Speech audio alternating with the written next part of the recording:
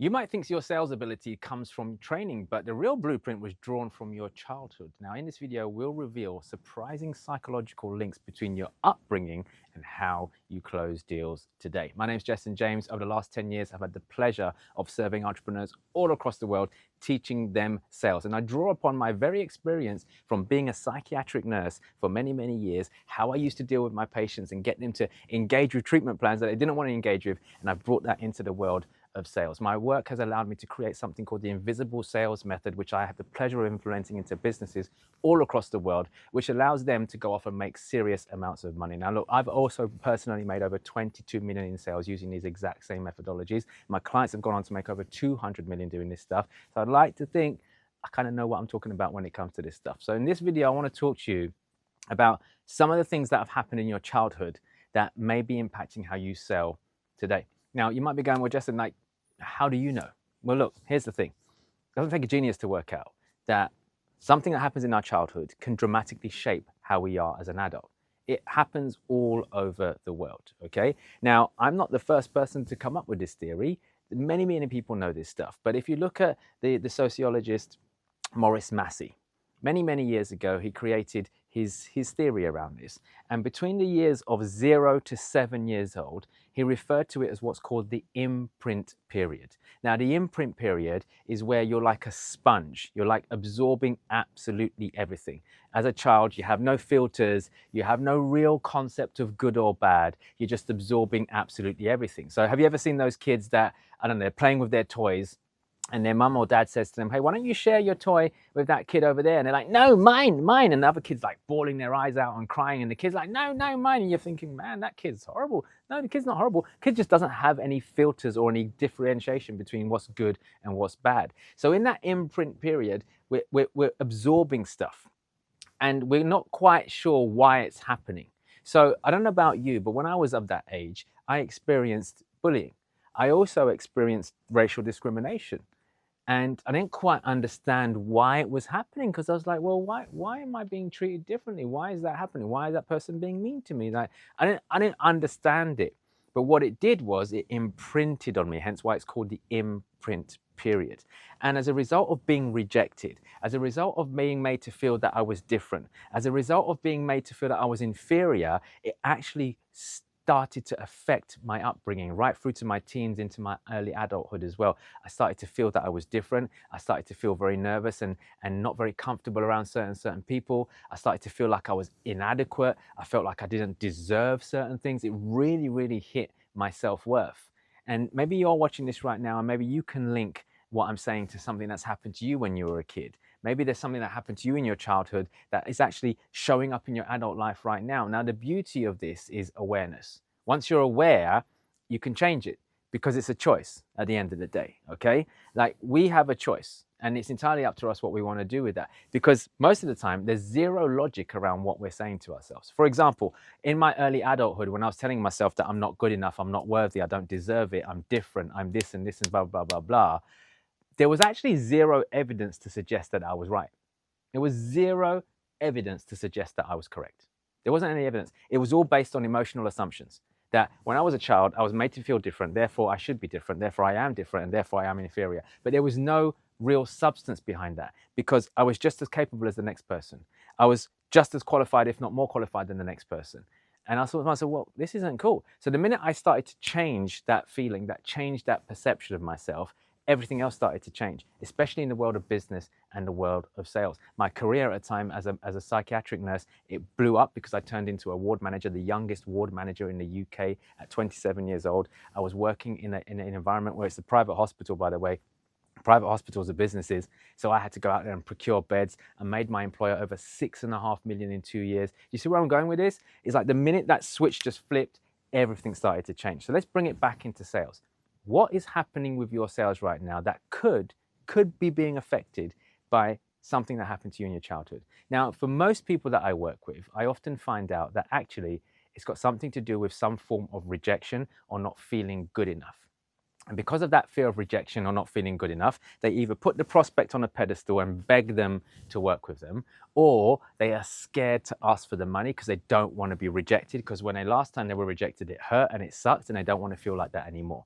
And that's the thing, guys. As human beings, we do stuff to either feel a certain way or avoid feeling a certain way. I'll say that again. We do things to either feel a certain way or avoid feeling a certain way. And why am I telling you this? Is because I want you to understand something, guys. Sometimes we're just behaving in a certain way because we're just trying to avoid that feeling. So it's the same with asking for the sale. Why don't we do it at times? It's because we don't want to get rejected. Why don't we want to get rejected? Because we know it hurts, right? So when we start to create awareness around this, we can start to go, well, actually, let's bring some logic into this. If I ask someone for the sale and they say no, how is that a rejection?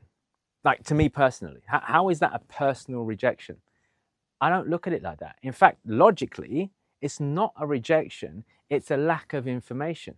Or it's something that I had not done correctly that has made this person not think that I'm the right person to go with. Because again, if you've done what you're supposed to do correctly when it comes to sales, and I talk a lot about this in the Visible Sales Method, where I talk to you about step 1, which is cultivate, which is the pre-sale. 80% of the work is done here before we even meet the prospect or speak to them. If you do that correctly, you should be speaking to someone that has a problem, that will buy, has actually turned up because they do want to invest in a solution. They just want to choose, should I go with you or with someone else? So if you've done all that pre-work correctly, you're actually speaking to someone who wants to buy. So when they say no, it's not a personal rejection. It's just something around my product, my service, my process, how I've spoken to them that has stopped them from making that buying decision. Therefore, I can bring logic back into it and ask them, hey, look, before you disappear, because I sell the exit, you can go if you need to go, it's fine, it's no problem. Before you go, for my own feedback, what is it about me and my offer that has made you feel that this isn't right for you today? Now I'm bringing them back into the conversation because I'm not taking it personally. Whereas most people, the minute they get a no, they're like, oh man, oh God, and they start to crumble and this and that, blah, blah. Because what's happening is this. Your brain has something called a reticular activating system. They call it an RAS. Now, what's an RAS? It's basically like a heat-seeking missile. It looks for whatever you want it to look for. So right now, if I said to you, hey, pause this video, go stand outside for 5 minutes, and I want you to count how many red cars drive by. When you come back, you'd probably be able to tell me, right? But if I said to you, hey, whilst you were out there, how many yellow ones did you see? Don't know. Because you weren't looking for them. Your RAS was looking for the red cars. So it's the same with rejection. If you're already telling yourself in your mind that, hey, listen, that person's not going to like me, or hey, avoid rejection because rejection's bad, and just look out for those signs. Like if that person says they don't want you, it basically means that they're rejecting you. Your RAS in your mind is looking for rejection, and it's looking for validation to confirm that. So every time someone says, I don't want to buy from you, it goes, aha, told you so. Look, there's another sign. That person doesn't like you. They don't want to buy from you. Told you nobody likes you. And you're feeding this negative unconscious bias that's going on in your mind. Is it making sense? But at the end of the day, there's zero logic around it. Now, when I first got into public speaking, and I've had the pleasure of being on stage all over the world. I've shared the stage with some great people like Gary Vee, Dr. John Demartini, Deepak Chopra, Les Brown. I even supported Tony Robbins at his Unleash the Power Within. And the thing is, when I first got into public speaking, I used to think, hey man, people might not like me, especially if I'm going to make a pitch, because I'm a speak to sell speaker. Like, you wheel me on stage, we're making money that day, right? I'm a speak to sell speaker. But when I first got into it, I got on stage and I was like, man, these people won't like me. They might not like me. They might not like me. And every time I went on stage with this preconception, RAS, of people won't like me, guess what I saw? I saw people in the audience that were looking at me in a certain way that made me think, oh, I told you. They don't like you. There's some people who didn't respond no matter what I did. Told them to raise their hand. Would you agree with me? Yes or no? All the check-ins, blah, blah, blah. There were people who just would sit there and wouldn't respond at all and do anything. I was like, my brain was going, see, told you they don't like you. And I was just running this same RAS over and over and over and over and over until one day there was someone in the audience who was looking at me like they wanted to kill me. They didn't like me. I said, this person doesn't like me. They weren't smiling at me. They had this deadpan, serious face. And interestingly enough, at the end of my talk, this person stood up, went straight to the back of the room and invested in working with me. And I was confused. I was like, I swear that person hated me. What happened? And I went and spoke to them afterwards. And it turns out that that's just how they are. That's how they are. They don't smile and they don't give away too much, and they have a very good poker face and they know what they want, and they just got up and bought it. So again, making assumptions. We make assumptions a lot. So my RAS was looking for reasons why people shouldn't like me, and I was finding them. And when I decided to let go of that reticular activating system and focus on how I can serve instead. Focus on how I can add value instead. Focus on the logic rather than the emotion. Guess what started to change? Everything. Everything. So it's the same in sales. Is there something about you right now that doesn't want to be rejected? Is there something about you that has experienced pain in the past from rejection or people telling you no that's affecting you from asking for that? Now, it's not just asking for the sale. If your self-worth is down here because you're worried about getting slammed, guess what starts to happen? It affects you having direct conversations with prospects. Because I'm a big believer in this, just get to the truth. Like, you don't have to be rude, but let's just be honest. We want to serve, we want to help this person. How can I do that? I'm not going to pussyfoot around them. I'm not going to put the prospect on a pedestal. In my eyes, we are equals. You have a problem that I can solve. Yes, you have money, and I want to have that money because clearly there's a value exchange going on, but you're not doing me a favor. Look, when someone pays you, do you think they're doing you a favor? I see so many people when they get a payment from a client go, oh, thank you so much. Thank you. Oh, it's amazing. Thank you for paying me. No, congratulate them. Don't thank them. Congratulate them. Congratulations on investing in solving your problem. I'm grateful that you've chosen me to help you with that. Let's rock and roll. That's it. Why? Because we need to coexist. I need your money. You need my solution. We coexist. So when I stopped putting prospects on the pedestal, everything started to change. But the only way that you're going to do that is if you're good with yourself. You've got to stop putting them on a pedestal. You've got to be good with yourself. You deserve better. You're the authority in this situation. You've got a solution to their problem. They booked in with you. Does that make sense? So really, you need to be good with yourself, not worry about rejection so that you can have better conversations with your prospect and push back on them if you need to push back on them. If you're not pushing back on them, my friends, you're going to end up being on the back foot. They're going to take control of the conversation. You're going to lose the sale. So it's interesting. Like, 'cause, I mean, I could talk about this all day long, and I don't want to open up like too many cans of worms here. What I'd like you to do is I want you to have a think. What happened in your childhood that could be affecting how you close deals right now? What happened in your childhood that could be affecting how you show up in sales conversations? What happened in your childhood that could be showing up in how you actually challenge prospects or not, right? What's going on? Because at the end of the day, are you feeling the rejection of your childhood? Or are you just actually feeling the rejection of something real? Because at the end of the day, it's okay to feel a bit of rejection because we're human. We're human. But there are certain situations where we shouldn't really feel that. For example, I don't know, your partner of 10 years turns around and tells you that they don't love you anymore. I think it's normal to feel a bit rejected in that situation because there's context around it. But speaking to a prospect who you've never met before, telling you that they don't want to buy your product, then you feeling this immense sense of rejection and horrible feelings or whatever, that's not logical. It makes zero sense. You don't know this person, you've never met them before, the likelihood you'll never speak to them ever again. What gives this person any control over how you feel? They're not rejecting you. There's just something about the process, the product, or what you've said that hasn't allowed them to make a buying decision. Do your job better. That's all, okay? But you've got to ask yourself, what's a real rejection and what's one that's being carried on from my childhood? And if you can spend 5 minutes after this video just sitting down and doing a bit of strategic thinking around this and going, right, hey, what is it that's happened to me? Now, you might find it difficult to start off with because it's hard. And why do I say it's hard? It's because sometimes these things hurt so much that we bury them, and we bury them to the point where we don't want to uncover them anymore because they hurt too much. But when you spend a little bit of time, you start to connect the dots. You start to think, oh, actually, you know what? When I was in school, this teacher said this to me, and when I was this and that, you start to connect the dots, And when I did this, I started to uncover lots of different things. And I didn't do it so that I can create a problem for myself, because some people, like, they uncover some kind of childhood trauma and go, that's why I'm messed up. That's why I'm not who I should be. That's not why I'm successful. That's the reason I'm not successful now.